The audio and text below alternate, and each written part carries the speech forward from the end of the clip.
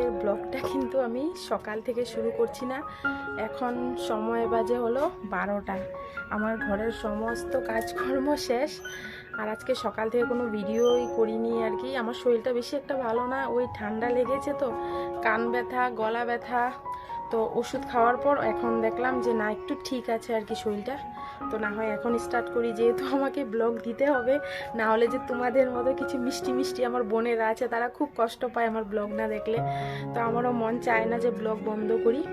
তো ভাবলাম যে না, এখন থেকে স্টার্ট করি। আর এখন যেহেতু দেখলাম যে না, একটু গলা টলা ব্যথা কম করছে, তো ভাবলাম যে এখন টুকুর টাকুর কাম আছে সেগুলো করি আর তোমাদের সঙ্গে শেয়ার করি আর কি। তো welcome back to my channel Pinky simple blog. তোমরা কেমন আছো সবাই? আশা করি যেখান থেকেই দেখছো রাধারানীর অশেষ কৃপায় বেশ ভালো আছো আর অনেকটাই সুস্থ আছো।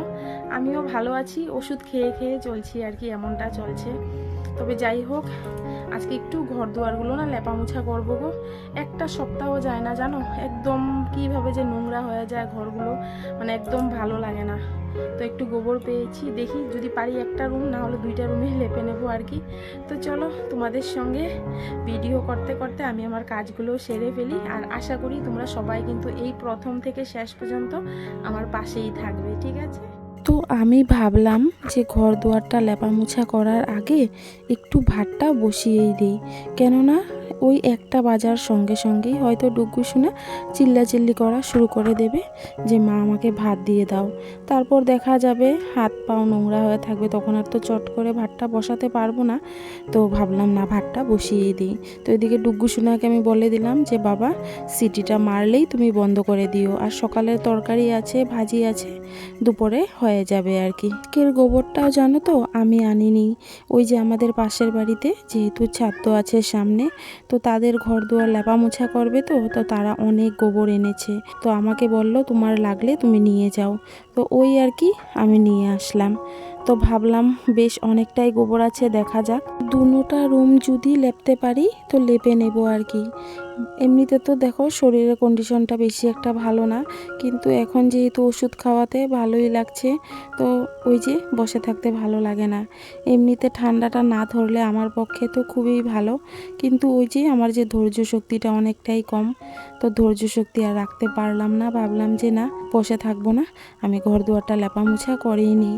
এদিকে ডুগ্গু সোনাকে আবার আমি বলেছি যে বাবা, টাইম তো আজকে অনেকটা দেরি হয়ে গেছে, 12টা বেজে গেল, তুমি এক কাজ করো, আজকে ঠাকুরটা তুমি দিয়ে দাও, আমি ঘর দুয়ারটা লেপা মোছা করি। তো সেই মতোই আর কি ডুগ্গু সোনা এদিকে ঠাকুর পুজোটা দিয়ে দিচ্ছে, এই যে দেখো। আর ও খুব সুন্দর করে ঠাকুর পূজা দিয়েছে, ও ঠাকুর পুজো দেওয়াও কিন্তু কমপ্লিট হয়ে গেছে। আর ভালো লাগে আর কি না, ছেলেও যদি এরকমভাবে মাঝে মাঝে ঠাকুর দেওয়াটা ভালো মতো শিখে যায়, তাহলে আমার কতটাই না আনন্দ লাগবে বলো। আমার তো খুব ভালো লাগে ছেলে মেয়েরা যদি ঠাকুরের প্রতি ভক্তি শ্রদ্ধা রাখে, তাদেরকে সবসময় এইভাবে পুজো পালি দেয়। সবসময় তো দিতে হয় না, ওই ধরো যখন আমার একটু অসুবিধা থাকে বা কোনো সময় দেখা যায় ঘরে কাজে কর্মের জন্য ওই দিতে দিতে অনেকটাই দেরি হয়ে যায়, তো তখন যদি একটু দিয়ে দেয় তাহলে অনেকটাই সুবিধা, তাই না বলো? আজকেও ঘর দুয়ারটা অনেকটাই ভারী করে লেপা মোছা করছি। অনেকেই বলে যে যত ভারী করে নাকি লেপা মোছা করা যায় তত আর কি দিন বেশি যায়, কিন্তু আমি তো কিছুই বুঝে উঠতে পারছি না। আমি পাতলা করে লেপলেও সেই জোরে 1 সপ্তাহ, আর ভারী করে লেপলেও সেই 1 সপ্তাহ যায়। তো যাই হোক, কাঁচা ঘর দুয়ার লেপা মোছা তো করতেই হবে। কিন্তু প্রথমে এই কাজটা কিন্তু আমি একদমই পছন্দ করতাম না, কিন্তু এখন জানো তো আমার খুব ভালো লাগে এই কাজটা করতে।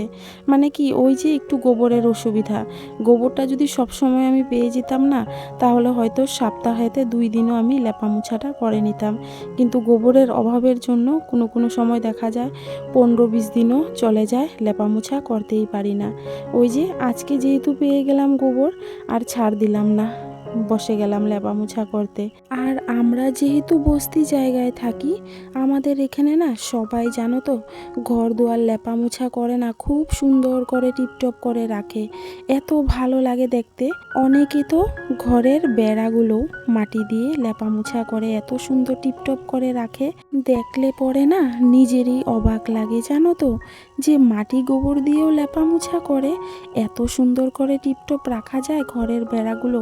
আর এই সুন্দর করে রাখার পিছনেও কিন্তু অনেকটা খাটনি থাকে, কেননা আমি বুঝতে পারি যেহেতু আমি তো শুধু ঘরের ভিটাটাই লেপা মোছা করি, সেটার পিছনে কিন্তু অনেকটাই খাটুনি থাকে।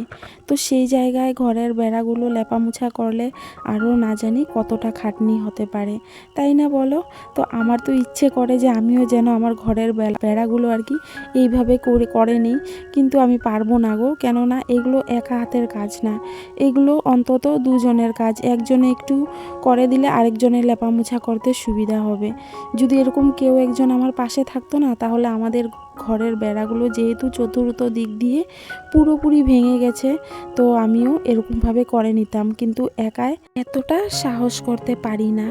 তবে যাই হোক, আমি যতটুক পারি ততটুক তো অবশ্যই করার চেষ্টা করি। এই যে দেখো, আজকেও কিন্তু আমি খুব সুন্দর করে আমার ঘর দুয়ারগুলো লেপা মোছা করে নিচ্ছি। আর জানো তো, গ্রাম্য এলাকায় থাকলে শুধু ঘর দুয়ার না, ঘর দুয়ারের সঙ্গে সঙ্গে কিন্তু রাস্তাঘাটও আমাদেরকে লেপা মোছা করে রাখতে হয়, সেটা চোখের লজ্জায়। কেন বলছি বলো তো?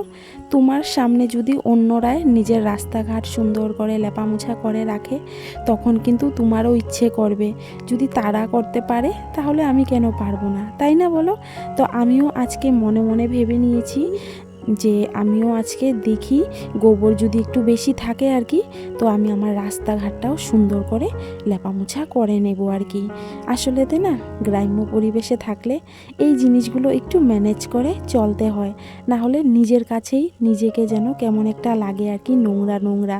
সবাই যেহেতু পরিপাটি হয়ে থাকে সব সময়, আর পরিপাটি করে রাখে ঘর দুয়ারগুলো, তো এগুলো দেখলে নিজের কাছেই তো ভালো লাগে, তাই না বলো? তো আমার মতো কারা কারা আছো বলো তো আমার মিষ্টি বন্ধুরা, যারা বিয়ের আগে এই কাজটা কোনোদিনই করনি, কিন্তু বিয়ের পর দেখা গেল এই কাজটা তোমাদের কাছে যেন অনেকটাই পছন্দের হয়ে গেছে, যেমন আমি। অবশ্যই জানিও তো আমাকে। তো এই দিকে ঘরের ভিতরে না, প্রথমে আমি ওই চিপা চাইপা জায়গাগুলো আর কি একটু লেপা মোছা করে নিয়েছি, তারপর গিয়ে এখন একদম সামনাটা আর কি, মানে মিডিল জায়গাটা লেপা মোছা করছি। না হলে না আমার অনেকটা অসুবিধা লাগে জানো তো, তখন যেন আমার কাপড় চাপড় আরও বেশি ভরে যায় নাকি এমন একটা লাগে। আর সত্যি সত্যি ভরে যায় গো, আমার কাপড় চোপড় পুরো নোংরা হয়ে যায়। তো আজকে আমি প্রথমত একদম বুদ্ধি খাটিয়ে সমস্ত চিপা চাইপা জায়গাগুলো আগে লেপে নিলাম, তারপর গিয়ে ওই যে সামনাটা। তো আমার মোটামুটি ঘর দুয়ার কিন্তু লেপা মোছা করা কমপ্লিট হয়ে গেছে। তো দেখা যাক এইবার কয়দিন যায়। এইবার কিন্তু আমি আরও অনেকটাই ভারী করে আর কি ঘর দুয়ারটা লেপা মোছা করেছি। আর এখন এই তো রাস্তাতে চলে আসলাম এক বালতি জল নিয়ে। তো প্রথমে একটু গোবর গুলেছিলাম, সেটা না অনেকটাই পাতলা হয়ে গিয়েছিল, তো আর একটু গোবর গুলে নিলাম আর কি ভালো মতো। আর এখন আগে আমি প্রথমত আমার দুয়ারটাকে ভালো মতো একটু ভারী করে, মানে ওই ঝাড়ু দিয়ে মুছে নেব আর কি।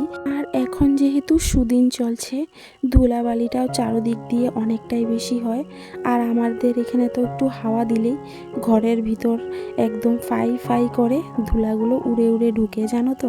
আর ঘরের সমস্ত জিনিস সাদা হয়ে যায়। তো রাস্তাটাকেও যদি না সব সময় এইভাবে গোবর দিয়ে একটু মুছামুছি করতে পারতাম না, হয়তো কিছুটা ধুলাবালি আর কি হয়তো কম হতো, কিন্তু গোবরের জন্য পারি না আর কি।